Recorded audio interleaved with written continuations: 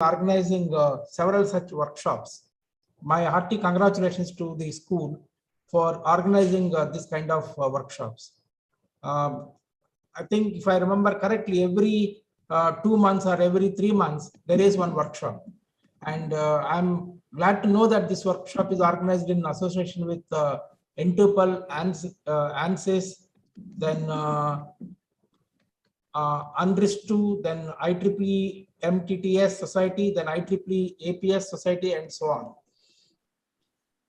This kind of domain-specific workshops are very much useful for the enhancement of expertise in the specific technical area. And once again, I congratulate school to organize this kind of workshops in association with industries. It is very important. The industry and professional societies are associated for such workshops, then definitely that will be useful for the faculty members and research scholars and students, because the industry experts are going to talk about the latest technological developments that are happening in the industry. And the information what they are going to disseminate to the faculty and research scholars and students, it will immensely help the entire fraternity. Then that is why actually we all should utilize, all faculty members and students and research scholars should utilize this kind of great opportunity. I know that today, I mean, as Dr. Jayendra mentioned, the total participants are 59 and they're from 13 states. And a majority of participants are from outside, the NITs, IITs, government organizations. I think some participants are from All India Radio also. And we are very happy to host this conference, this workshop at VITAP University. On this occasion, I would like to brief you on some of the major achievements and updates of VITAP University. And I'm very delighted to inform you that VITAP University ranked number 2 among emerging private universities in India and ranked number 1 in the state of Andhra Pradesh in the Outlook University ranking 2021. This achievement would have not been possible without the hard work and commitment of all our faculty, staff members, and research scholars, students, parents, and other stakeholders. I'm very happy to inform you that despite the pandemic condition prevailing in the current year, 21-22, there is an increase in the number of students admitted in the first year. In the year 2021, 1723 students were admitted, and this year, 21-22, 3,675 students are admitted. That means it is 113% increase in the admissions. Once again, this is the hard work and commitment of all faculty members. The cumulative faculty and staff members, the cumulative strength of students, the total strength, if you see, 2021, we were having 4,721. And this year, 21-22, the total strength has increased to 7,900.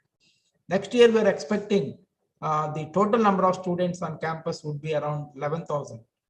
This again, we are expecting this kind of growth in our university. And the focus areas are research and innovation and incubation.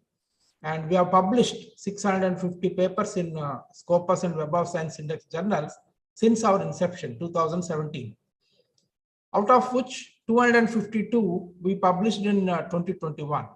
The publications in the year 2021 are more than 100% compared to the previous year, 2020. And this year, as on today, we published around 125 papers in Scopus Index journals. Our aim is to publish 400 papers this year, from January to December 2022. I'm sure that we will be able to achieve this target. As of now, we published 125. Definitely, we'll be able to reach this target this year. To strengthen research activities, we are establishing central instrumentation facility with 2.5 crores budget. And this also will add the research, or it will enhance our research activities in the campus. The other area of our focus is innovation and incubation. The research scholars, students, faculty members are given opportunity to file the patents along with their for their innovative ideas and projects.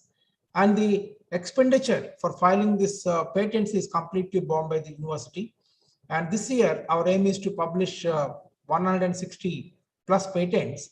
As on date, the university has published 135 patents, and we are just short by another 25 patents. If we publish that, then we will reach our target.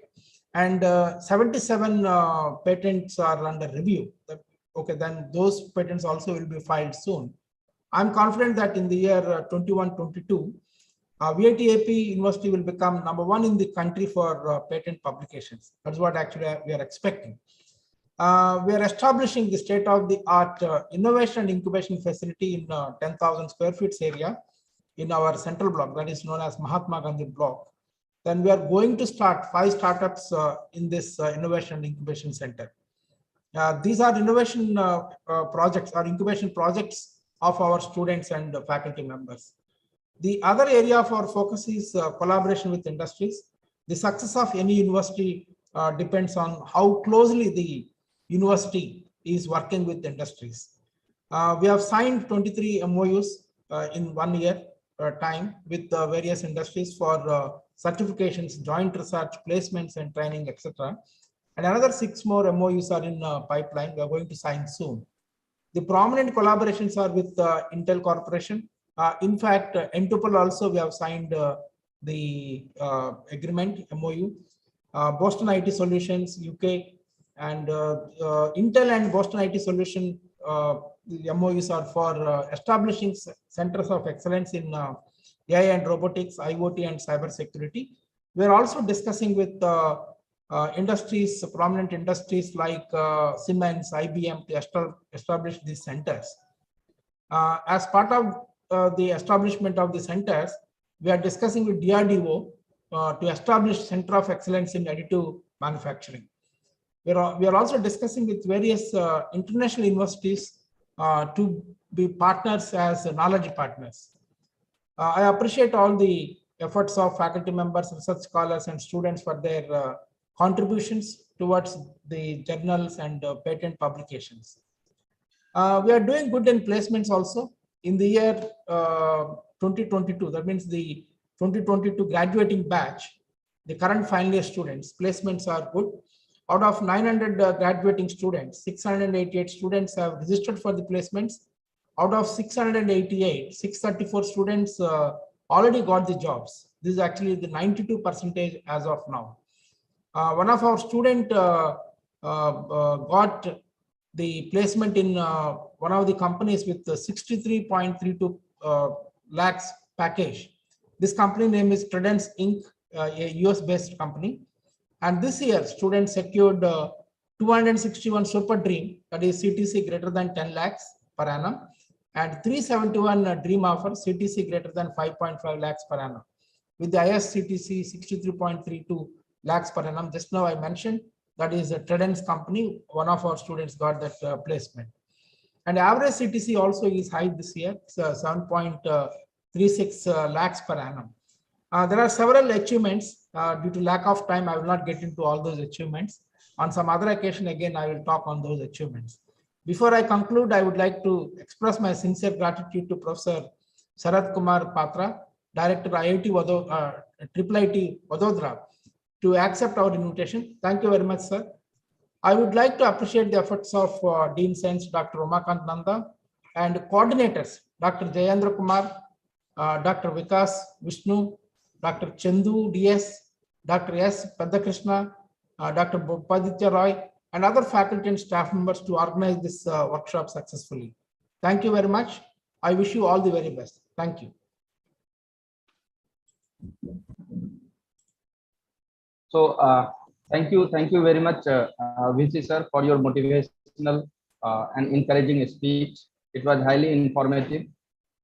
So, now I take this opportunity to introduce our chief guest, Director IIIT Vadodara, Professor Sarath Kumar Patra sir.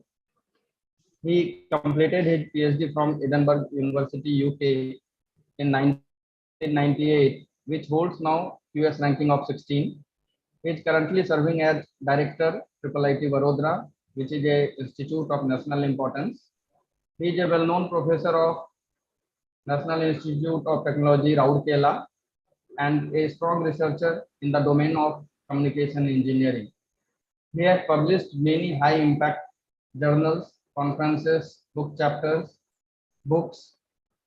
He has been granted with many funded projects by Government of India and different consultancy projects. So he is a well-known personality of our country, and his presence has definitely added more value to our event. Thank you, Professor Sarat Kumar Patra, sir, to give your precious time for our event. Now I may request our chief guest, Professor Sarat Kumar Patra, sir, to address the participants. Over to you, Patra, sir. Thank you, Dr. Jayendra. Am I audible? Yeah. Yes, sir. Thank you. Yes, sir.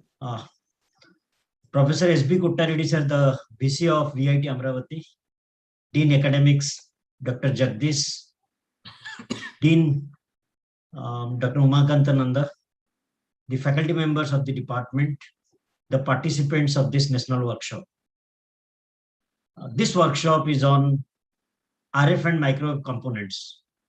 I can recollect my first day in a BTech course where we heard about microwave engineering for the first time. That was way back in somewhere around 1984, 85. That time, most use of microwave was in the terrestrial communication, and primarily the payload used to be television signal or telephone signals. And you had another area where microwave was used, that was the satellite communication. I still remember 1982 to 86, I was a BTech student. And that time we had only one television network, and the metro cities had two television networks, and the televisions worked in microwave frequencies. Again, of course, the televisions were in high frequencies, but then the satellite communications were all on microwave. Televisions were on slightly lower frequencies, VHF area. The TV transmission was with satellites, and the telephone were also with satellites. Of course, this was a very rare commodity because they were very expensive. I still remember in 1980s, the cost of a landline phone used to be about 300 rupees per month. That was a time when 300 rupees used to be 10% of salary of a class 1 officer. So technology has changed considerably, and this technology has made things affordable for the common man, and it's the engineers and scientists who have made it possible, and they've improved the life of people. Even to the telephone extents of telephone, at that time, the telephones were routed through microwave links. And I still remember optical communication was very, very rare. When I worked in Defense Research Organization, we tried to establish the optical communication link, and that was almost the first link of that time. And the cost of optical fiber at that time was at least 5 to 10 times more expensive than what it is today. We have spent, in meantime, 30 plus years have passed, and still the costs have gone down by at least 10-fold.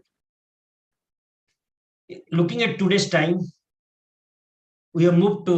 technologically we have moved to long distance, and we carry microwave devices in our pockets, always rather. The mobile phones or the cell phones we use work in the microwave range.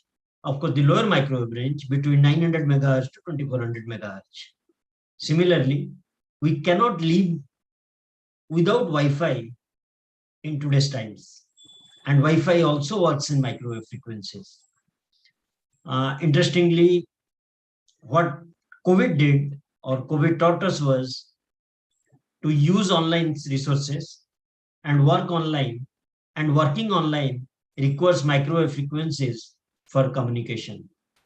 And with time, we are moving towards 5G and 6G, and 5G and 6G will start to decipher and look into newer frequency ranges of microwave for communication of the general public.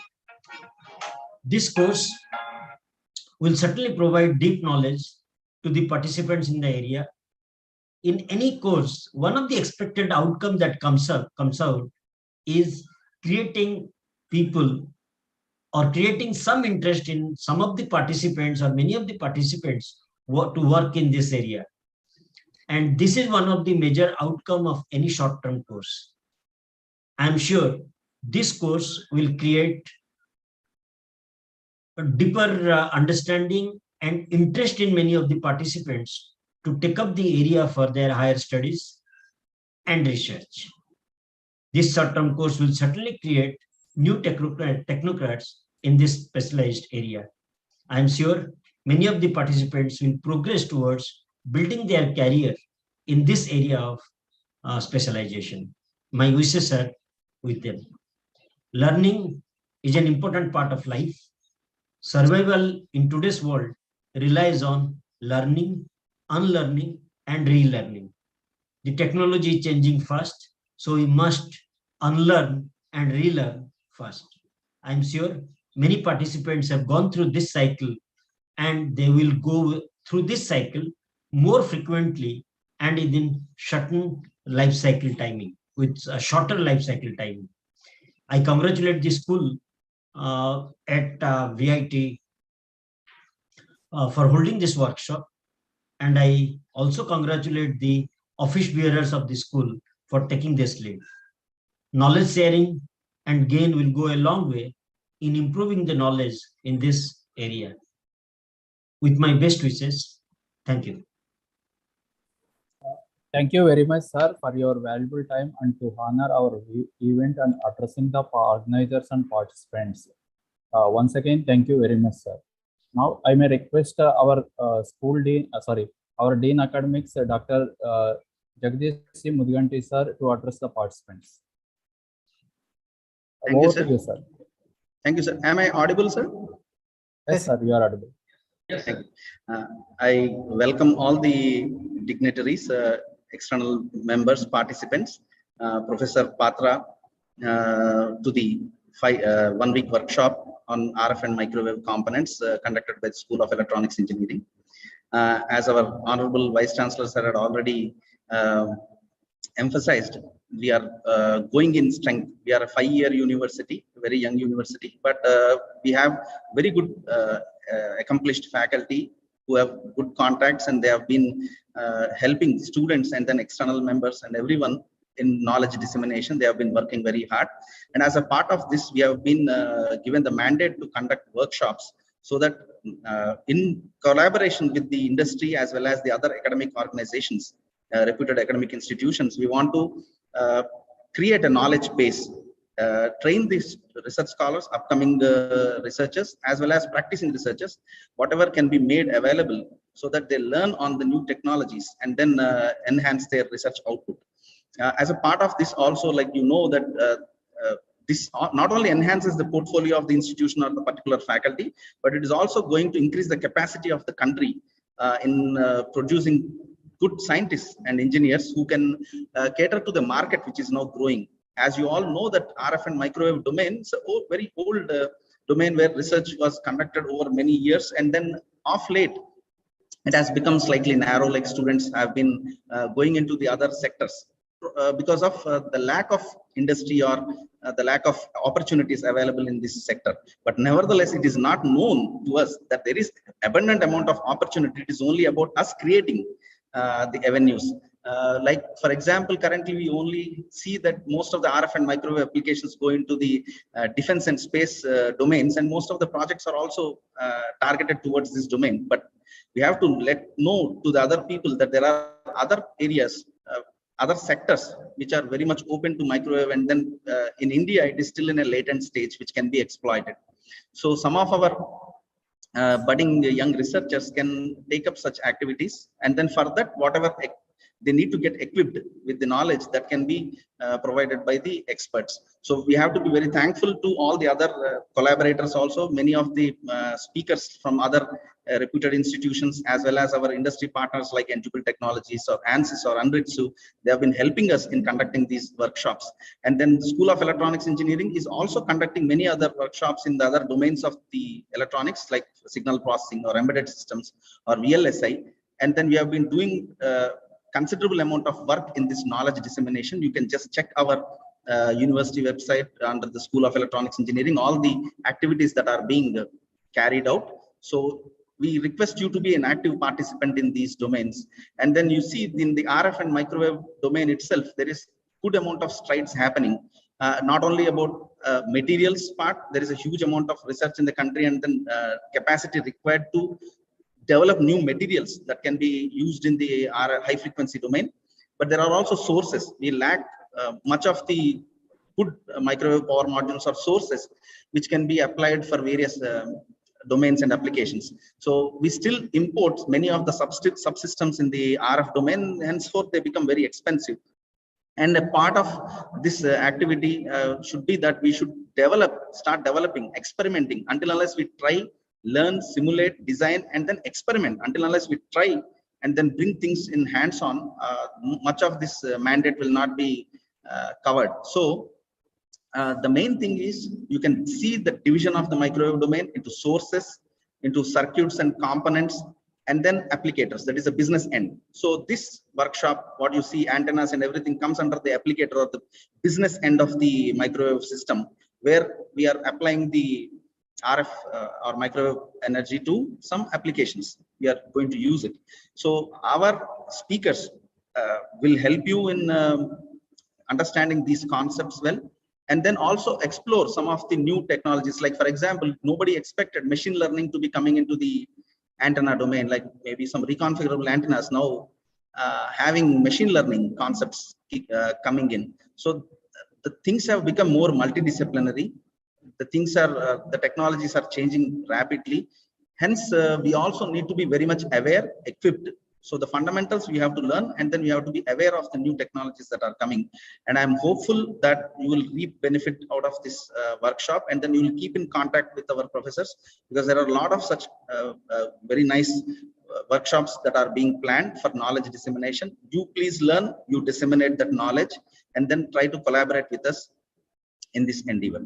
I wish all the best to the faculty members who are coordinating this workshop, and then Dr. Umakant Nanda for motivating the faculty. And I will give all my best wishes to the participants that they will learn and then make the best use of this workshop. Thank you. Thank you, sir. Thank you so much for giving valuable suggestions and addressing the participants. Now, I may request our school dean, Dr. Umakant Nanda, sir, to give the vote of thanks to the participants. Thank you, sir. Am I audible? Yes. Yes, sir, you are on. So a very good morning to one and all. We are the School of Electronics Engineering. We are conducting the 1 week workshop on RF and microwave components. Earlier in the last month, we conducted another workshop on the latex. We are conducting many workshops like this throughout the year in different domains of electronics and communications. So the organizers, they have started working on this workshop from last 2 months, and they have been working hard to contact different persons from industries, academicians, and they have been doing it since 2 months. So thank you all the organizers who have been the part of this workshop. And we are also very much thankful to the management, especially our VC sir and register sir, to provide the support and encouragement throughout for conducting this type of workshops or conferences and other events. We are very much thankful to Professor Sarath Kumar Patra sir from Director IIIT Vadodara, who accepted our invitation to be the chief guest of this event in this inauguration session. Thank you, sir. We are also very much thankful to our PRO team for the media coverage of this inaugural session of this workshop. We are very much thankful to all the participants who will take part in this workshop throughout this 1 week, and definitely they will be getting a good amount of knowledge, whether they are working on this domain or they have started working on this domain. However, they will get a good amount of knowledge from this workshop, and definitely they will utilize this knowledge in their research domains. we are very much thankful to the industry teams or industry persons from NTUPL, ANSYS, UNRISU, and the support that we are getting from IEEE. So very much thankful to them, uh, who are the co-sponsors for this workshop. We are very much thankful to the speakers from different NITs and other reputed institutions of India. Thank you, everyone. And hopefully this workshop will be going on very well. This is the second version of this type. Last year we have the same May month, I can remember. It happened for 5 days and it went well, very well. And this time again we are conducting. Hopefully all the participants will get a very good amount of help and knowledge from our speakers and our faculty members. So thank you, everyone. Thank you. So, thank you, Madam Member, sir, for giving the vote of thanks. Just one request from all of you, all the participants. If possible, can you please turn on your video camera so that we can have a group photo of this session. All the participants, it is a kind request. If it is possible, please turn on your camera.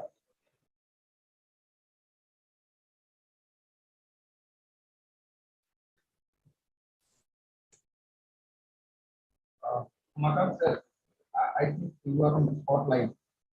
So, Dr. Victor Rai, sir, can you ask the CTS team to make a single screen? Okay, sir. Please ask them to make a single screen on which all the participant dignitaries can be visible.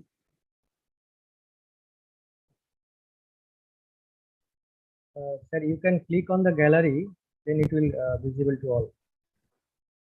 Right side corner. Right side corner. Or can you proceed? You can capture it. I already take the picture, sir. With all members. With all members. Oh, okay. Thank you. Thank you very much. That is it. Thank you all. VC sir, as a father, sir, with your kind permission, can we conclude this session? Yeah, thank you. Thank you all. Thank you. Thank you, everyone. Thank you, everyone, to be the part of this particular session. Srinivas sir from Municipal Technology. Thanks, sir. Thank you all. So with this, we are concluding this session. Dr. Victor, sir, please ask the CTS team to close. Okay.